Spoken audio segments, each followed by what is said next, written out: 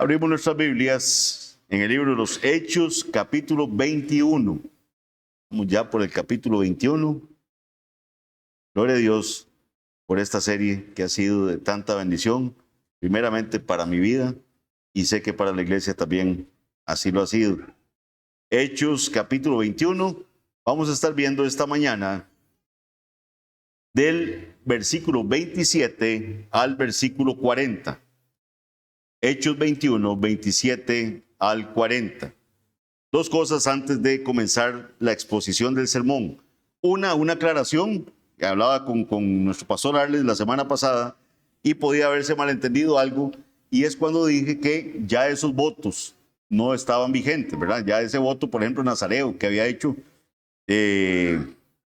Pablo en su momento, y los que estaban haciendo los 4 hombres que estaban siendo aconsejados del apóstol Pablo que pagaran los costos, digámoslo así, de la finalización del voto, hablé de que ya no estaba vigente. Pero no es que no están vigentes todos los votos. O sea, vamos a ver, lo que no está vigente son los votos del antiguo pacto, ¿verdad? Esos votos del Antiguo Testamento. Votos ceremoniales que estaban de la ley ceremonial, muchos de ellos también con implicaciones en la ley civil. Recordemos que habían varios tipos de votos. Hermano David nos ha hablado de algunos de ellos, como cuando se dedica, ¿verdad?, a Samuel desde pequeñito. Ese era un tipo de voto. Estaba el voto nazareo, ¿verdad?, como el que estábamos viendo ahí. Habían votos que hacían las mujeres solteras, que si su padre, ¿verdad?, los ratificaba, eran totalmente válidos. Votos hechos por mujeres casadas. Habían una serie de votos que se daban en el Antiguo Testamento. Pero ya eso no está vigente para el cristianismo hoy en día. Sin embargo, para cuando Pablo están dándose los hechos que estamos viendo acá, los judíos estaban, ¿verdad?, todavía en una transición de las ceremonias que ellos hacían.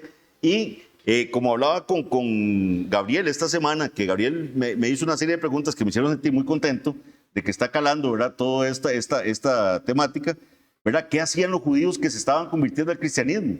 Cuando los judíos se convirtieron, no es que ellos dijeron, bueno, estamos empezando una nueva religión, ya todo esto lo dejamos y seguimos esto lo nuevo. Hubo toda una etapa de transición. Muchos de ellos siguieron asistiendo al templo. Recordemos que cuando se da la curación del cojo, que vimos en el libro de los Hechos, cuando ellos venían, ¿verdad?, estaban en el tiempo de la oración en el templo. Entonces todavía subían al templo a orar. Entonces todavía se daban una serie de actos donde los judíos seguían con una serie de sus tradiciones, con una serie de prácticas, todavía seguían visitando el templo. Entonces no pensemos como que ellos cortaron de raíz con todo eso, como pudo haber ocurrido con los cristianos que se convertían en lugares no judíos, ¿verdad?, los gentiles. A raíz de eso, si Dios lo permite y estemos orando, quiero ver cómo coordinamos y estaré dando una clase de escuela dominical con respecto a historia de la iglesia, para que sepamos un poco más de todos estos temas, ver cómo se dieron esas transiciones en el tiempo y entender, ¿verdad?, cómo adoraban al Señor estos primeros cristianos.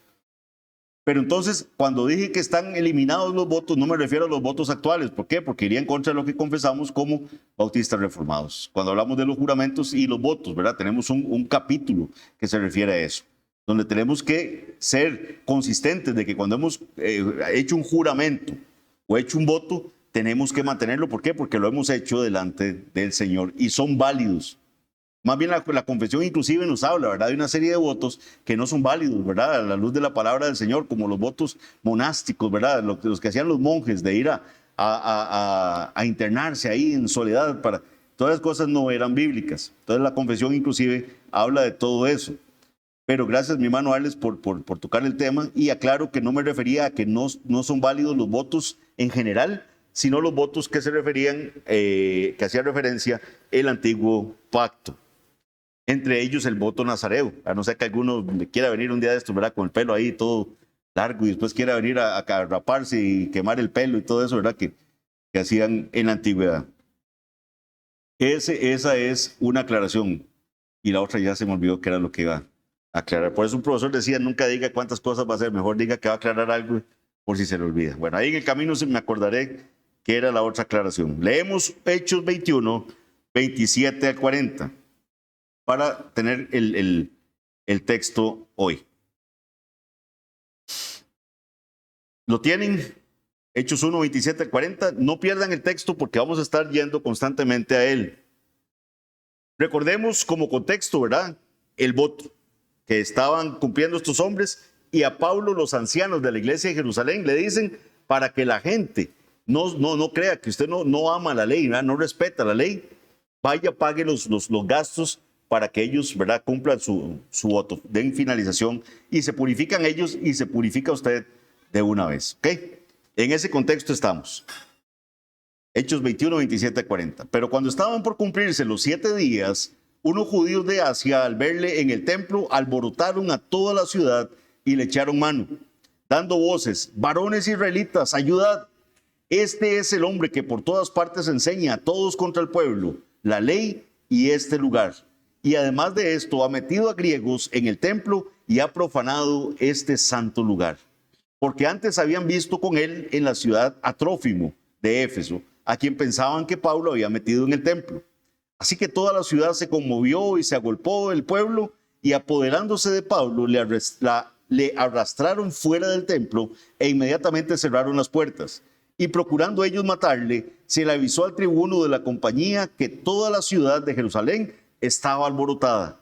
Este, tomando luego soldados y centuriones, corrió a ellos, y cuando ellos vieron al tribuno y a los soldados, dejaron de golpear a Pablo. Entonces, llegando el tribuno, le prendió y le mandó atar con 2 cadenas, y preguntó quién era y qué había hecho. Pero entre la multitud, unos gritaban una cosa y otros otra, y como no podía entender nada de cierto a causa del alboroto, le mandó llevar a la fortaleza.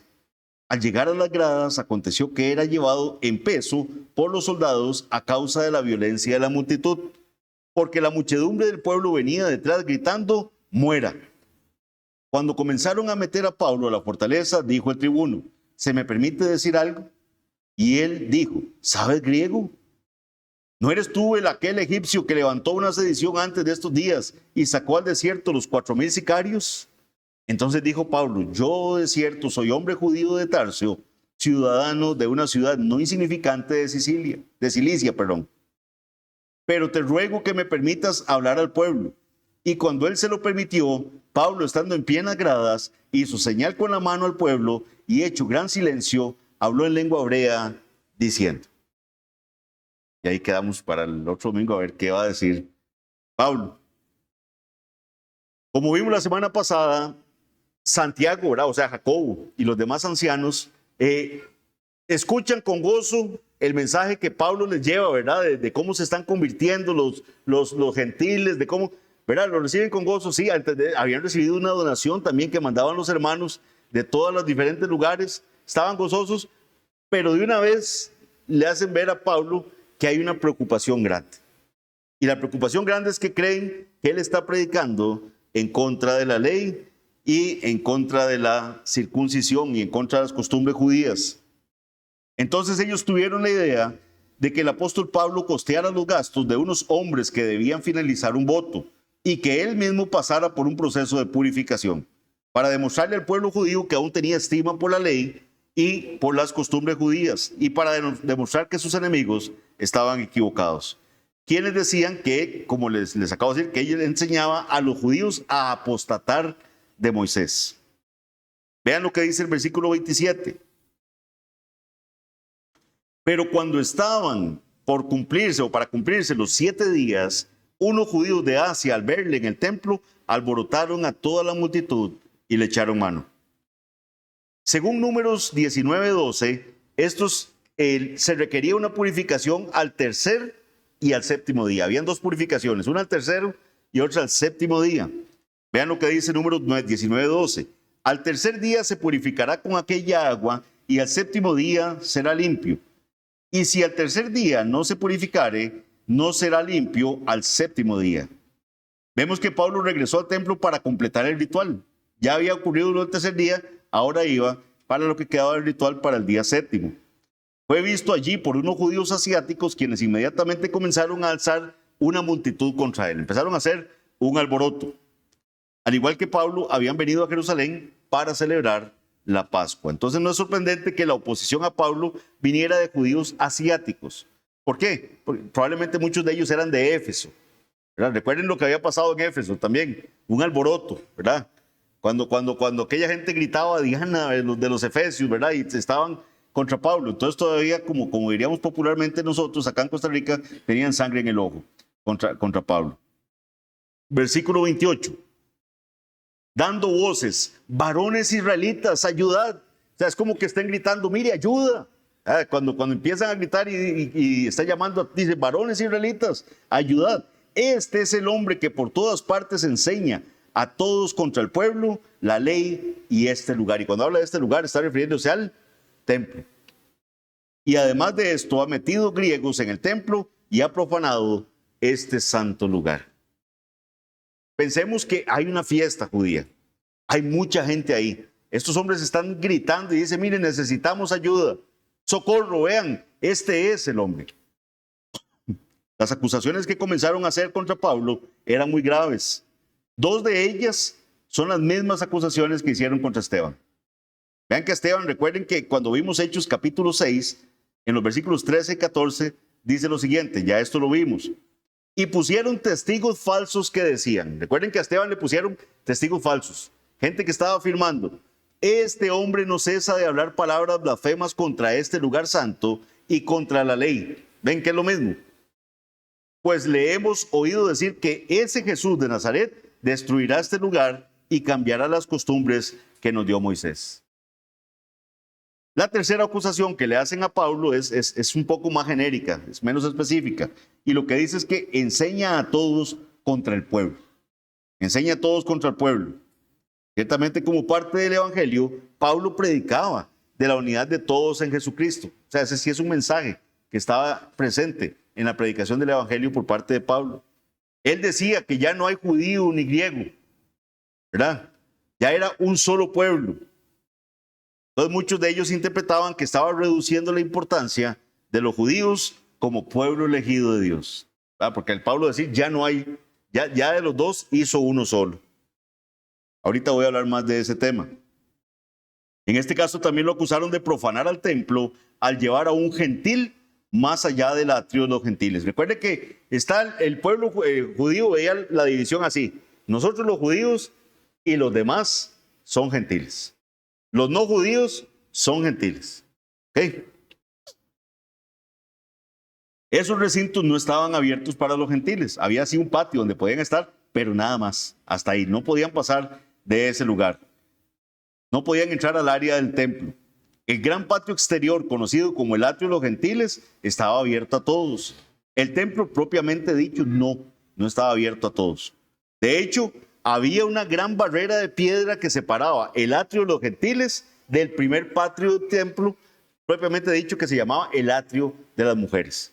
Entonces estaba el atrio de los gentiles, estaba acá, y había una gran barrera de piedra que lo separaba del atrio de las mujeres. Entonces vean qué bonito, porque cuando uno estudia estos pasajes a profundidad, ya uno entiende por qué Pablo en Efesios 2, 13 al 14 dice lo siguiente. Vean lo que dice Pablo cuando escribe a los Efesios en el 2, 13 al 14. Pero ahora en Cristo Jesús, vosotros que en otro tiempo estabais lejos, habéis sido hechos cercanos por la sangre de Cristo. Porque Él es nuestra paz, que de ambos pueblos hizo uno, derribando la pared intermedia de separación. A eso se refería. Ya no hay separación. Ya los gentiles por allá y los judíos por acá ya no existe. Él derribó esa pared intermedia. Y vean qué bonito, a veces leemos eso y no entendemos por qué, ¿verdad? ¿Qué es lo que significa que Él derribó esa pared intermedia? Es eso. Los judíos, los gentiles no podían pasar de cierto lugar. Es más, vean qué interesante. Según Josefo es un historiador. Es un historiador, recogió mucho de la historia de los judíos. Entonces, sí tenían algunas particularidades que ahora vamos a ver. Pero Josefo dice lo siguiente. Josefo dice que había piedras de advertencia colocadas a intervalos regulares a lo largo de esta barrera. O sea, como rotulitos. Digamos así, habían piedras de advertencia colocadas a lo largo de esta barrera. Algunas en griego y otras en latín, que prohibían el acceso a los no judíos más allá de este punto. O sea, advertencia, ya si usted no es judío, no puede pasar más allá de lo que establece esta barrera, este punto. 2 de estas han sido excavadas ambos con un texto en griego y ambas con un mensaje que indicaba que cualquier extranjero que cruzara la barrera lo hacía bajo pena de muerte. Esto es un claro testimonio de la exclusividad de la religión judía del primer siglo. Por eso la acusación era tan grave. Ellos le estaban diciendo, metió griegos aquí al templo. Versículo 29. Porque antes habían visto con él en la ciudad a Trófimo, de Éfeso, a quien pensaban que Pablo había metido en el templo. Los judíos asiáticos habían visto a Pablo en la ciudad con Trófimo, uno de los representantes efesios de la delegación de la colecta que llevaban a Jerusalén. Recuerden, mis hermanos, y aquí no pueden olvidar estas cosas, las iglesias habían mandado representantes que llevaban los dineros que habían recogido para llevarlos a Jerusalén. Trófimo era de la delegación de Éfeso, iba con Pablo. Dice que buscaban algo para culpar a Pablo y rápidamente llegaron a la conclusión de que Pablo había llevado a Trófimo al interior del templo. Es decir, más allá de este muro de advertencia, de este muro de separación, que Trófimo había cruzado la línea, digámoslo así. Anteriormente lo habían visto en la ciudad con Trófimo y sabiendo que Trófimo, que era un efesio, ¿verdad?, un gentil, entonces ellos concluyen que Pablo ahora lo había llevado a él y posiblemente a toda la delegación gentil al templo, donde no se permitía que entrara ningún gentil. Vean que habla, el versículo 28 habla en plural de griegos, ¿verdad? Dice el 28, ha metido griegos. O sea, no estaban refiriéndose solo a Trófimo, sino que ellos decían que había más de uno que lo habían ingresado al templo. De hecho, Pablo mismo había estado ahí en el templo. Habría ido allí a su relación con su purificación, pero él no había llevado a Trófimo al templo. Eso era una mentira. Ahora, si fuera cierto el argumento del que le están gritando a Pablo, vean lo ilógico de lo que ellos le están acusando a Pablo. Ellos están acusando a Pablo de que metió griegos al templo. Si ellos hubieran visto a Trófimo en el templo, ¿no creen ustedes que lo hubieran agarrado ahí mismo? O sea, que Trófimo no hubiera podido ni siquiera, ¿verdad?, pasar un poquitito de la barrera de separación. En ese mismo lugar le hubiera caído la autoridad del templo. Entonces, no tenía ninguna lógica este argumento que estaban usando contra Pablo. Mire, es que él metió griegos en el templo. ¿Y por qué no los agarraron en el momento mismo en que estaba ocurriendo el supuesto delito de que ingresaran en el templo? Trófimo, aparentemente convertido gracias a la predicación del evangelio de Pablo, cuando estaba en Jerusalén con él, no habría tenido ninguna inclinación a ir al templo ni a participar en ningún ritual. Para Trófimo eso no era decir, mira qué bonito, voy a ir a hacer un ritual judío. No, pues él no es judío. O sea, no tendría ninguna inclinación a hacer ninguna de las celebraciones de los judíos. Eso no forma parte de su crianza ni de su pasado. La acusación contra el apóstol era claramente infundada y como la mayoría de las turbas no tenían ni siquiera claras cuáles eran las acusaciones que estaban haciendo contra Pablo. Lo que Lucas deja claro más adelante, ahorita llegamos a eso. Como bien señala Kistemaker en este punto, él dice lo siguiente: la acusación de que Pablo enseñaba contra el pueblo judío simplemente no resiste un análisis serio. La información de Hechos y de las epístolas de Pablo muestra que el apóstol predicó el evangelio primero en las sinagogas y que a pesar del rechazo que experimentó, siempre dio a conocer su preocupación por los judíos.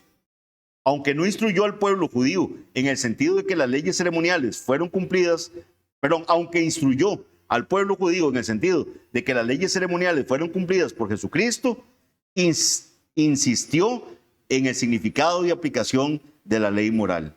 Por último, los hechos, que haya ido al templo para purificarse y que haya pagado los gastos de los 4 nazareos, desmiente la acusación de que había hablado en contra del templo. Lo que dice Kistemaker, vea, no hay justificación para que acusen a Pablo de eso. Más bien, la evidencia dice que Pablo, a los primeros que llegaba a predicarle, cada vez que estaba en un pueblo, era a los judíos. Él llegaba a las sinagogas.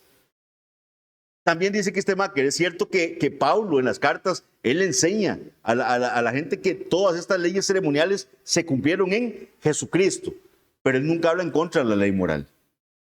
La ley moral tiene vigencia y tiene que seguir siendo cumplida. Por eso aquellos que alegan de que el cuarto mandamiento ya fue abolido por ¿verdad? No, es parte de la ley moral de Dios. El día del Señor es parte de la ley moral de Dios. Versículo 30. Así que toda la ciudad se conmovió y se agolpó el pueblo. Y apoderándose de Pablo, le arrastraron fuera del templo e inmediatamente cerraron las puertas.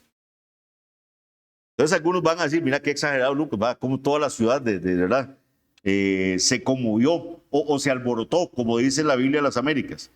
Pero hay que recordar que el área del templo era como una plaza. O sea, el templo era como una plaza, ¿verdad? Entonces había mucha gente, era una fiesta. Entonces cuando está aquel alboroto usted ve y se refiere, mire, todo el mundo se alborotó. A eso es lo que se está refiriendo. El atrio de los gentiles era un área extensa y grandes multitudes se reunían allí. Cuando empieza el alboroto, la gente acude corriendo por todas partes. Pablo fue arrastrado fuera del templo al atrio de los gentiles, probablemente. Las puertas del templo se cerraron de golpe, probablemente para proteger el área de cualquier otra profanación. Pablo, por la libertad cristiana, podía seguir una de las costumbres de su pueblo si así quería hacer. O sea, Pablo decía, yo me hago judío a los judíos para alcanzar a los judíos. Eso era lo que él estaba hablando. La libertad cristiana le daba y él podía y probablemente sentía bonito participar en esas fiestas judías. De hecho, vean que Pablo hace un voto nazareo cuando vimos que él se había rapado la cabeza porque había hecho voto. Pero es parte de su libertad cristiana, no es una imposición para el cristianismo. Aunque no logró el propósito que tenían los ancianos de Jerusalén, creemos que sí definitivamente cumplió un propósito divino todo esto. No se podía razonar con la turba. O sea, la turba estaba enardecida. Vean, si hay algo terrible es cuando usted ve un grupo de gente enojada y usted trata de decirles o de razonar con ellos, no hay forma de que lo escuchen. Entonces, con esta turba no se podía razonar. Los judíos asiáticos habían logrado su propósito, ya que toda la ciudad estaba ardiendo en fervor religioso y tenían a Pablo como el foco de la ira, como el foco de su odio. Pablo era el enemigo. El apóstol Pablo ya había estado en peligro muchas veces y ahora lo vemos de nuevo en peligro. Pareciera que la intención de los que estaban en el motín era matar a Pablo en ese mismo momento. O sea, ustedes ven, el ánimo es como de darle muerte en ese momento. También Kistemaker comenta sobre esto. Pablo estuvo en peligro de perder su vida porque no tenía recurso para una acción legal. Ojo esto. Cualquiera que fuera acusado de contaminar el templo podía ser matado en el instante sin el beneficio de un juicio. ¿Cómo sabemos eso? Eso fue lo que le pasó a Esteban. Vean que a Esteban lo acusan de que él está hablando en contra del templo, de que él está hablando en contra de Moisés, todo. Lo sacan y lo apedrean de una vez. Esteban no tuvo juicio. Esteban no tuvo ningún juicio.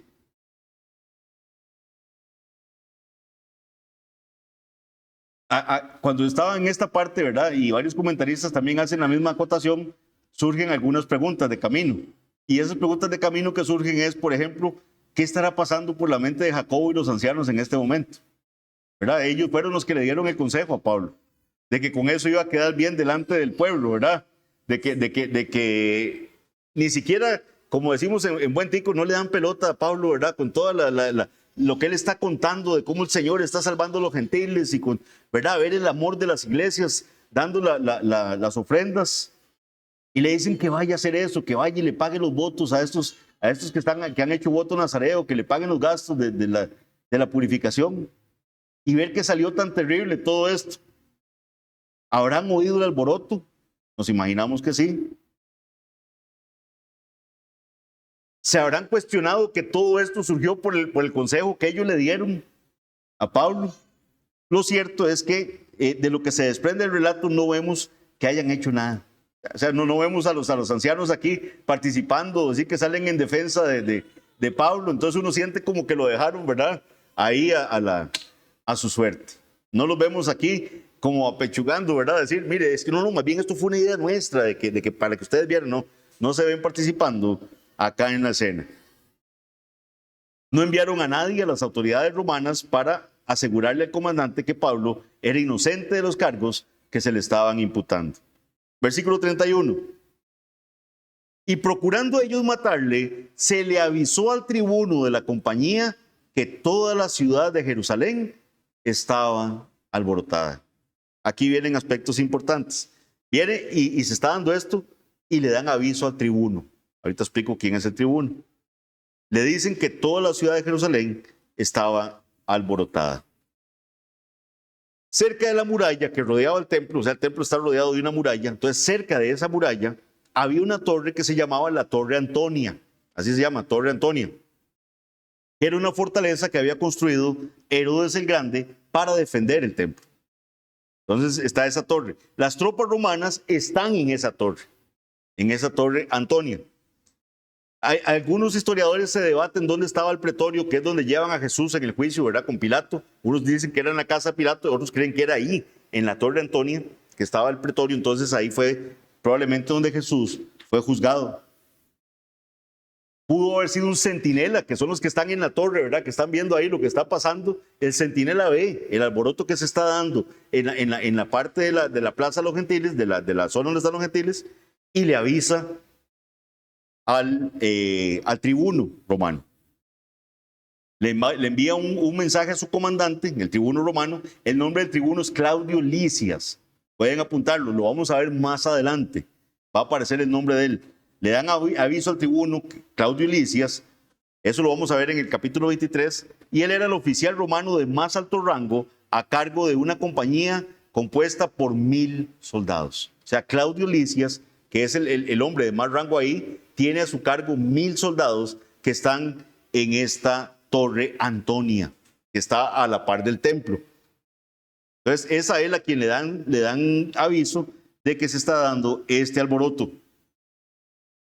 Algunos han sugerido que el informe fue enviado por los cristianos, o sea, como que los cristianos le mandan a decir, pero esto es poco probable. O sea, porque, ¿verdad? Si usted tiene centinelas que están viendo lo que está ocurriendo desde ahí, es altamente probable que fuera un centinela el que le dio aviso al tribuno. Además que el acceso es inmediato al tribuno por parte de ellos. Y la expresión que usa Lucas para decir que dieron informe sugiere un informe oficial. O sea, que fue dado un informe oficial al tribuno de lo que estaba pasando en la ciudad. Entonces entendemos que esto pudo haber sido más bien por parte de las autoridades del templo o por parte de los centinelas romanos. Versículos 32 al 33. O sea, Claudio Lisias, tomando luego soldados y centuriones, ojo esto porque aquí hay detalles, toma soldados y centuriones, corrió a ellos. Entonces va Claudio Lisias, lleva soldados, lleva centuriones, corre a ellos, y cuando ellos vieron al tribuno y a los soldados, dejaron de golpear a Pablo. Ahora sí, cuando venga aquel verdadero contingente que viene de soldados romanos y todo, ahí para la golpiza que le están dando a Pablo. Claudio Lisias no pierde el tiempo para ir a reprimir este motín, obviamente llevando consigo un grupo considerable de soldados. Vean que el versículo 32 dice que llevaba también centuriones. Entonces, sabemos que un centurión comandaba ¿cuántos? 100 soldados, ¿verdad? Entonces, si tiene más de un centurión, al menos en ese grupo llevaba 200 soldados. Si no más, ¿verdad? Porque el primer plural que viene es el de 2, ¿verdad? Pero pudo haber sido 3 centuriones, entonces eran 300 soldados. No sabemos cuántos llevaba. Lo cierto es que llevaba Claudio Lisias, van soldados, van centuriones, o sea, más de uno, y entonces quiere decir que al menos van 200 soldados. Tuvo que haber sido una demostración de fuerza muy importante, ya que la multitud deja de golpear a Pablo inmediatamente. Donde ellos ven ese contingente de soldados que se les vino ahí, dejan de golpear a Pablo inmediatamente. O sea, imagínense usted 200 soldados romanos, ¿verdad? Más el tribuno, más todo viniendo hacia ustedes. Entonces aquí no está pasando nada. Todo el mundo suelta a Pablo de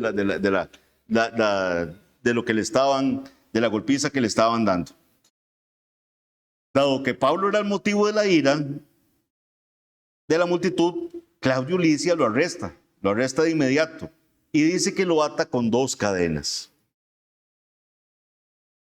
Ahora, Dios usó esa oportuna intervención de los soldados para librar a Pablo, quien corría el peligro de ser despedazado por esa turba. Vean que leamos nuevamente el 32 y 33 porque sé que lo van a entender mejor ahora. Tomando luego soldados y centuriones, corrió a ellos, Y cuando ellos vieron al tribuno y a los soldados, dejaron de golpear a Pablo. Entonces, llegando el tribuno, le prendió, o sea, lo agarró, lo arrestó a Pablo, le prendió y le mandó a atar con 2 cadenas. Vean que el texto dice así, y preguntó quién era y qué había hecho. El significado de las 2 cadenas no está claro, no está del todo claro, hay debate con respecto a esto. Es posible que Pablo estuviera esposado por ambos brazos y encadenado a un soldado de cada lado, ¿verdad? Es lo que algunos han dicho. Pero también podría estarse dando lo que profetizó Agabo, ¿verdad? Que él iba a ser atado de pies y de manos. Y vea que el texto nos dice que fue atado con 2 cadenas, que fue atado de pies y de manos. Esto lo había dicho Agabo en el capítulo 21, versículo 11.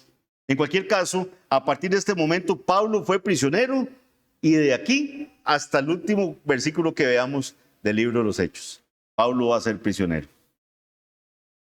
Versículos 34 al 36.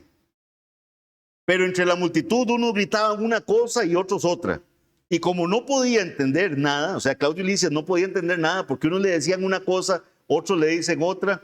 Yo no sé, ¿verdad? Los que tienen varios hijos y cuando tratan de averiguar cuál fue la versión oficial de lo que pasó y unos están diciendo uno, otros dicen otro y todo, entonces pueden entender lo que está pasando aquí con Claudio Lisias. Él no entiende qué es lo que está pasando.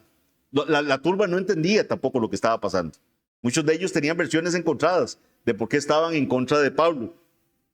Unos gritaban una cosa y otros otra, y como no podía entender nada de cierto a causa del alboroto, le mandó llevar a la fuerza. Entonces llevémonos a Pablo, lo vamos a llevar a la fortaleza, perdón. Se llevan a Pablo a la fortaleza. Al llegar a las gradas, aconteció que era llevado en peso, o sea, lo cargaron. Era llevado en peso por los soldados a causa de la violencia de la multitud. Porque la muchedumbre del pueblo venía detrás gritando, muera, muera. Pablo no pudo hacerse entender porque la multitud gritaba, algunos una cosa y algunos gritaban otra. Claudio Lisias fue totalmente incapaz de determinar de qué se le estaba acusando a Pablo, por el alboroto que había. Y como ocurre la mayoría de las veces con las turbas, muchos de los participantes, como les digo, ni siquiera sabían por qué estaban reclamando. Todo esto estaba en confusión. Claudio Lisias no pudo averiguar con certeza los hechos debido al tumulto, entonces se lleva a Pablo como prisionero a la fortaleza, que es la torre, ¿verdad? A la que hemos hecho ahorita referencia, ese cuartel que está ahí, y ahí lo va a interrogar. Los alborotadores originales debieron escapar durante la gran conmoción, sabiendo que no podían fundamentar sus acusaciones. La turba se había aplacado al ver a los soldados, pero no se había ido. O sea, se calmaron, ¿verdad? Ahí pararon, pero ahí están. Ahí están viendo a ver qué está pasando. A medida que las tropas se retiraban hacia las escaleras, la multitud se vuelve cada vez más violenta, furiosa, y al ver a Pablo arrebatado de sus manos, ellos empiezan a gritar, y como más adelante veremos. Al llegar a las escaleras de la Torre Antonia, de la que estamos hablando, los soldados tuvieron que levantar a Pablo y cargarlo para protegerlo de la turba. Entonces eso todavía refuerza más el tema de la profecía de Agabo, porque si lo tuvieron que levantar es que probablemente no podía caminar bien, o sea, estaba atado con 2 cadenas, entonces probablemente sí estaba atado, como dijo Agabo en la profecía, de manos y pies. Lo tienen que levantar y cargarlo. Mientras subían las escaleras, la multitud gritaba, muera. La nueva versión internacional nos traduce que lo maten. Que lo maten es lo que están gritando. Y eso es la misma frase, son las mismas palabras que usaron contra Jesús. Es la misma frase que usaban contra Jesús. Y fue en ese lugar, si el pretorio está ahí, si el juicio de Jesús se llevó ahí, es el mismo lugar en el que gritaron la frase contra Jesús. Que lo maten, fuera con él, es lo que dice. Lucas, por ejemplo, Lucas en su evangelio, en el capítulo 23, versículo 18, Lucas registra lo siguiente. Mas toda la multitud dio voces a una diciendo, fuera con este. Ese fuera con este es la frase que se usa. Y suéltanos a Barrabás. Es lo que gritaron contra Jesús. Juan, por ejemplo, en el capítulo 19, versículo 15, dice, pero ellos gritaron, fuera, fuera, crucifícale. Pilato les dijo, ¿a vuestro rey he de crucificar? Respondieron los principales sacerdotes, no tenemos más rey que a César. Ese fuera, fuera. Eso es lo que están gritando con Pablo. Fuera. Mátenlo. Muera. Es lo mismo que está gritando la turba. Y en el mismo lugar que lo gritaron contra Jesús. Versículos 37 a 38. Cuando comenzaron a meter a Pablo a la fortaleza, la torre Antonia es esa, ¿eh? Cuando empiezan a meter a Pablo en la fortaleza, dijo al tribuno, ¿se me permite decirte algo? Pablo le dice a Claudio Lisias, ¿le puedo decir algo? Y la respuesta de Claudio Lisias es de asombro y le dice, ¿sabes griego? Usted habla griego. Eso es lo que le está diciendo Pablo a Claudio Lisias a Pablo. Y entonces le dice, ¿no eres tú aquel egipcio que levantó una sedición antes de estos días y sacó al desierto los 4,000 sicarios? Vean que Claudio Lisias a este momento no sabe quién es Pablo. Él sabe que hay un alboroto, él sabe que lo quieren matar, no sabe por qué lo quieren matar, pero él sabe que es el causante de ese alboroto. Hasta ese momento Claudio Lisias pensaba que Pablo era un pillo, un alborotador, probablemente un egipcio que había sacado 4,000 sicarios en el desierto contra el pueblo romano, y se asombra de que hable griego.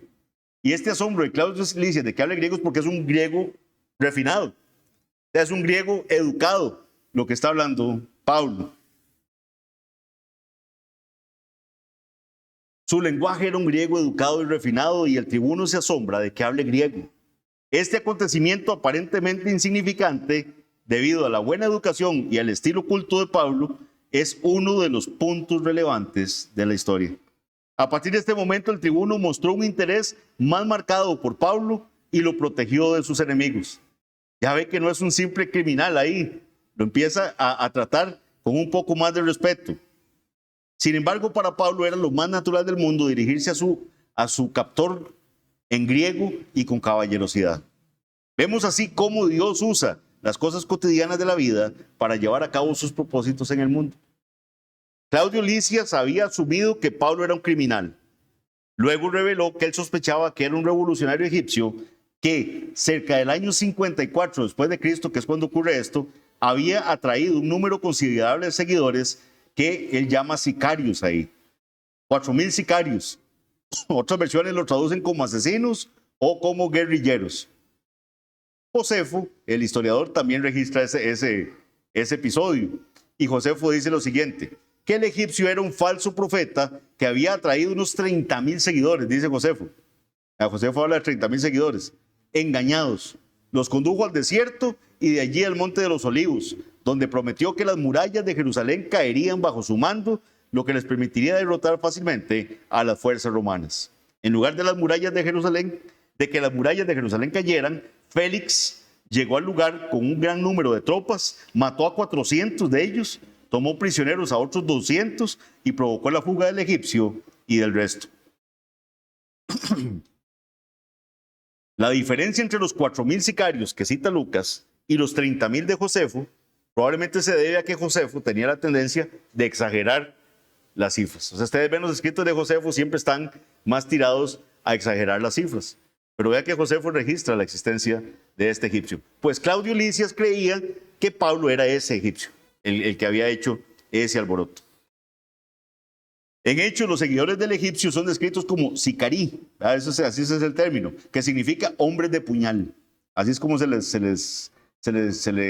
traduce a estos hombres que eran los seguidores del egipcio. Su costumbre era mezclarse entre grandes multitudes, en ocasiones especiales, hundir sus puñales curvos en enemigos políticos y luego desaparecer rápidamente entre la multitud. Uno de sus víctimas, por cierto, fue uno de los hijos del sumo sacerdote Anás, una de las víctimas de estos sicarios. Entonces es fácil ver cómo Lisias asocia a Pablo con multitudes y disturbios. Entonces, en ese caso, tal pensó que el egipcio había regresado y que algunos de sus antiguos engañados ahora le estaban cobrando el fracaso. Eso fue lo que tal vez pasó por la mente de Claudio Lisias. Versículos 39 a 40. Espero que esté quedando más clara el panorama ahora de los versículos que hemos visto. Versículos 39 a 40.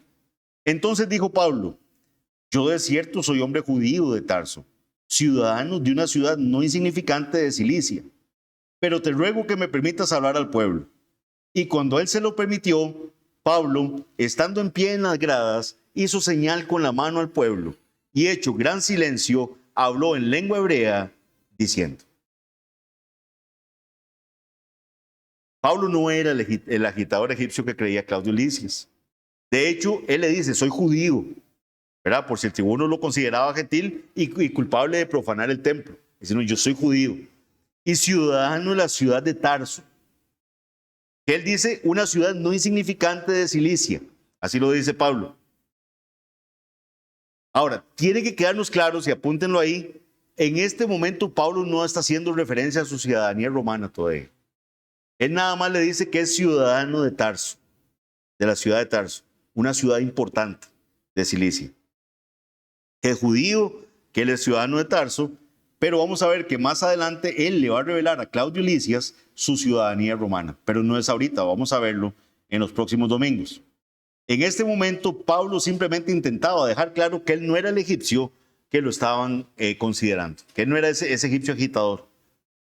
Pero la multitud no estaba interesada en la verdad, por eso le acusaron de enseñar contra el pueblo judío la ley y el templo. El intercambio de palabras entre Pablo y Lisias fue relevante para su solicitud de dirigirse a los judíos. El hecho de ser judío obviamente le daba motivos para dirigirse a todos sus compatriotas.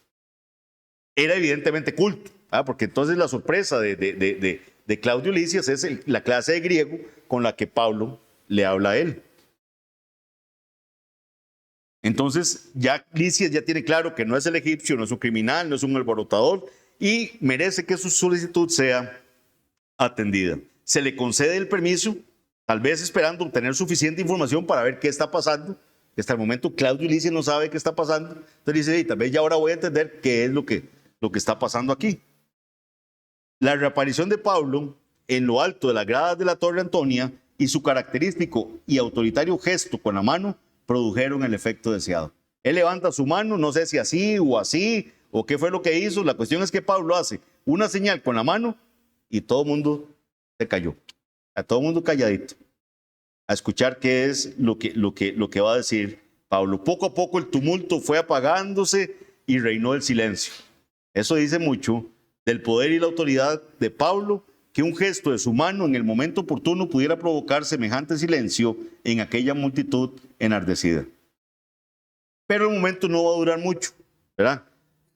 Pablo supo aprovechar, sí, ese momento. Se dirige a ellos en su propia lengua materna, probablemente arameo, ¿verdad? Dicen algunos comentaristas que Pablo se haya dirigido en arameo. Su elección del lenguaje buscaba captar la atención de su pueblo. ¿Para qué? Para que vean que él es uno más de ellos. Para que vean que él es un judío. Conquistar su corazón. Vean que ese siempre fue el anhelo de Pablo. Si ustedes ven en Romanos 9, él dice, mire, si fuera para que ¿verdad? Mi pueblo fuera salvado, hasta yo mismo desearía ser anatema, para que el pueblo, ¿verdad? Pudiera ser salvado. Él amaba al pueblo judío. Romanos 10:1 dice, hermanos, ciertamente el anhelo de mi corazón y mi oración a Dios por Israel es para salvación. Él quería que el pueblo judío fuera salvo. Ese era su anhelo. ¿Qué dijo Pablo? Lo vamos a ver la otra semana. La otra semana vamos a ver, cuando él hace esa señal de silencio a todos para que callen, vamos a ver qué dice Pablo al pueblo. Por ahora, mis hermanos, terminemos aquí y veamos cómo podemos aplicar esto que hemos visto el día de hoy. Yo espero, mis hermanos, que esto esté sirviendo para conectar toda la historia, para ¿verdad? Tener un poco más de realidad de cómo sucedió todo esto en el libro de los Hechos, entender la magnitud de lo que está pasando aquí. ¿Cómo podemos aplicarlo? Nuestro Salvador Jesucristo, nuestro bendito Señor, dijo en Juan 16:33, estas cosas os he hablado para que en mí tengáis paz. En el mundo tendréis aflicción, pero confiad, yo he vencido al mundo. Ya si hay algo que el Señor Jesús advirtió claramente, es que los cristianos tendríamos aflicción. Estamos viendo a Pablo en aflicción. Pablo está siendo acusado injustamente de algo que nunca pasó por su corazón. Sin embargo, esto está dentro de los propósitos del Señor. No se está escapando a la voluntad de Dios esto que estamos viendo aquí. Confiad, es lo que le está pidiendo el Señor a su pueblo. Confíen, yo he vencido al mundo. Yo estoy por encima de todas estas vicisitudes que les pueden estar pasando a ustedes. Y esto aplica para la iglesia.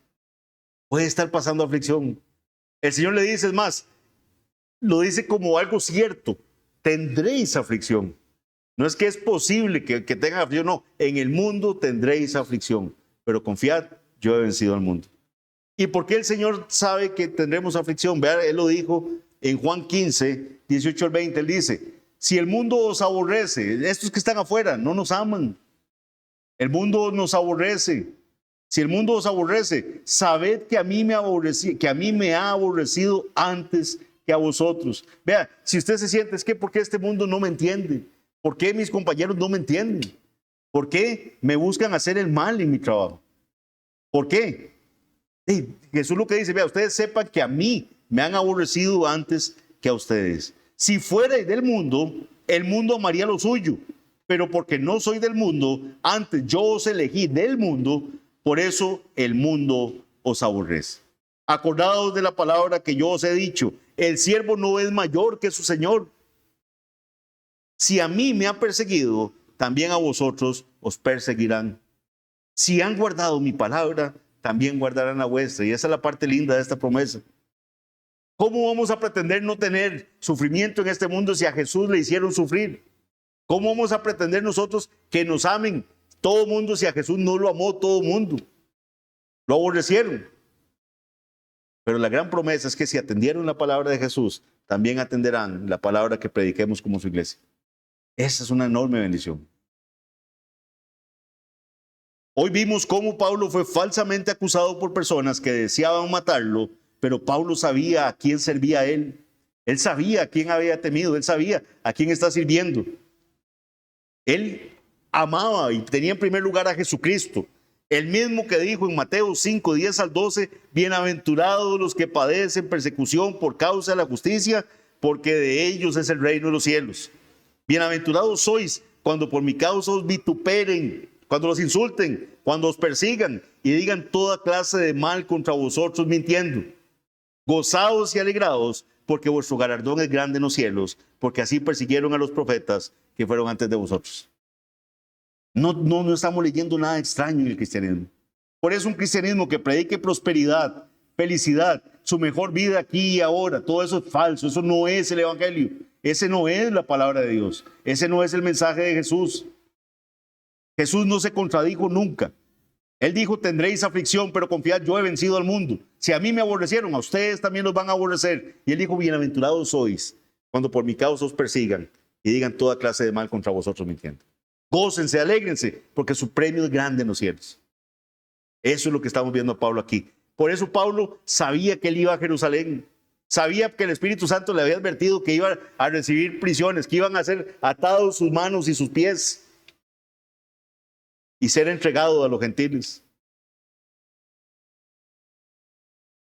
Cuando Jesús murió en el Calvario, la cortina que separaba el lugar santísimo del resto del templo, ¿qué pasó? Se partió, se rasgó. De arriba hacia abajo, como nos dice Mateo 27, 51. Esta es otra aplicación que vemos en el texto.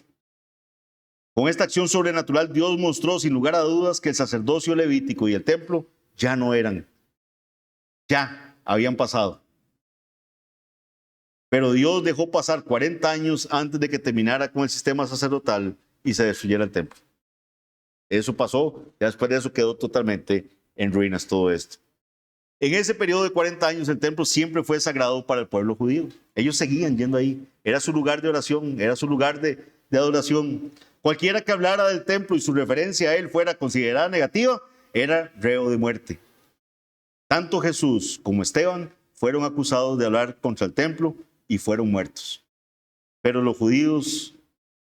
para los judíos, Israel era el centro de las naciones del mundo y Jerusalén era el centro de Israel y el templo era el centro de todo. Pero con la influencia de los cristianos gentiles en la iglesia, los cristianos judíos tuvieron que resolver un gran problema. Aunque siguieron adorando con los judíos no cristianos, porque ellos seguían yendo a orar ahí, y ahí estaban los judíos cristianos y estaban los judíos no cristianos. Seguían adorando con los judíos no cristianos en el templo. Si ellos iban a promover la unidad de la iglesia, tendrían que terminar con la adoración que excluía a los cristianos samaritanos y a los cristianos gentiles. Jesús había dicho a la mujer samaritana que los verdaderos adoradores adorarían al Padre en espíritu y en verdad, y que no adorarían ni en Jerusalén ni en el monte Gerizim. Jesús, el Mesías prometido, introdujo un nuevo sistema de adoración que no está sujeto a ningún lugar sagrado en particular. No es que todos aquí tenemos que ir una vez al año a Jerusalén, o como todos los musulmanes que tienen que ir a la Meca, porque esa ya no. Aquí nos reunimos como iglesia. No es un lugar específico, un templo específico, donde tengamos que ir. No. El Señor busca adoradores que le adoren en espíritu y en verdad. El rechazo fue duro desde un punto de vista emocional para Jesús y para Pablo, y también lo será para nosotros. El que nos rechacen a uno no es bonito. O sea, que me diga aquí, mira, es que me rechazaron, mira qué contento vengo, es mentira. O sea, uno siente feo que lo rechacen. Es algo inevitable, ya que al sentir un amor especial por las personas cercanas a nosotros, su rechazo se hace especialmente difícil de aceptar. Cuando usted lo rechaza a alguien cercano es duro. Es difícil. Jesús lloró por Jerusalén. Él lloró por Jerusalén. Pablo experimentó una gran tristeza y continuo dolor en su corazón por los judíos. Por eso a nosotros no debería sorprendernos la amargura que puede producirnos el rechazo de los nuestros. Pero tenemos que luchar contra esos sentimientos y permanecer obedientes al llamamiento divino. Tenemos que seguir luchando por estas personas que nos están rechazando. Pablo no se agachó. Pablo no dejó de predicarle a los judíos. Pablo seguía clamando al Señor por ellos. Vean todo el desastre que le están causando y él sigue tratando de que entiendan el mensaje de la cruz. Tenemos que recordar que somos peregrinos y extranjeros en esta tierra y que solo en el cielo veremos el fruto de nuestro servicio al Señor. Vamos a orar. Padre bendito, gracias Señor, gracias por Jesucristo, porque Señor, solo en Él hay salvación.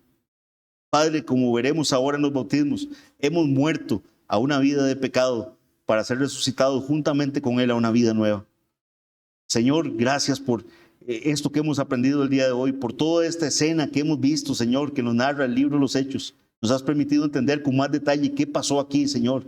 Cuánta tensión podía haber estado sufriendo el apóstol Pablo en ese momento. Pero, Señor, te pedimos que nos sigas bendiciendo con el relato, que podamos seguir aplicándolo en nuestras vidas y que no seamos cobardes, Señor, ante la aflicción, sabiendo que tú nos advertiste de ella en tu palabra. Nos advertiste que tendríamos aflicción, pero que confiáramos que tú has vencido al mundo. Gracias te damos, Señor, en el nombre de Jesucristo. Amén.